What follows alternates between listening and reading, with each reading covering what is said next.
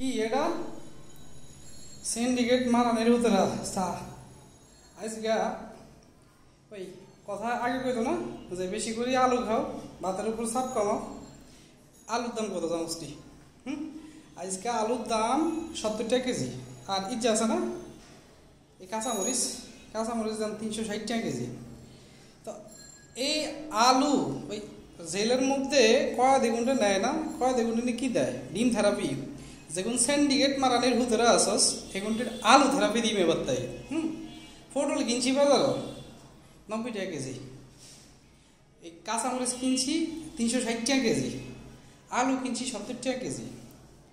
যেদিন তখন হুঁদে দিদি এই আলু থেরাপি দিতে পারিগুন এদিন আমরা বাঙালিরা একটু শান্তি পাইব। প্যাকে প্যাকে বেশি বেশি করে শেয়ার করে দিবেন। আর এরকম সিন্ডিকেট মারানোর যেগুলো আছে সেগুলো সামনে নিয়ে পৌঁছে দিবেন। ভালো থাকবেন। আল্লাহ হাফেজ।